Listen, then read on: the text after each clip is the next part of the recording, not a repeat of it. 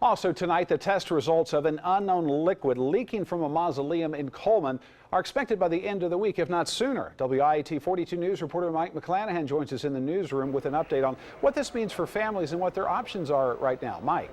Trent, the lab doing the testing at Cullman Memory Gardens may have results by the end of the day, according to State Senator Paul Busman.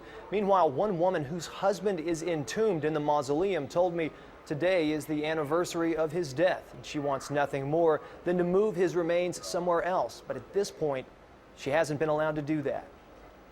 The liquid leaking from a mausoleum at Cullman Memory Gardens is one of many concerns facing patrons of the property. The cemetery is in bankruptcy, and it's not the first time. The mausoleum has been closed since mid-June by the order of the Northern Bankruptcy Court trustee. Two funeral directors in Cullman tell us they've been contacted by families who want to move loved ones away from the mausoleum, but aren't allowed to right now. They say, likewise, no one can be entombed there. It's just very unfortunate, but the mausoleum has been, to my understanding, deemed unsafe at this time. So we'll have to wait and see when they get all the bugs out and see what's going on and whether we'll ever be able to get back into it or if somebody will have to build another one. Betty Chevrant says she has $15,000 tied up in the cemetery in prepaid contracts, and she's desperate for answers. She says during a recent cleanup, she witnessed two elderly women hauling dirt to fill in a grave where the vault could be seen from the surface. I feel like I've been robbed.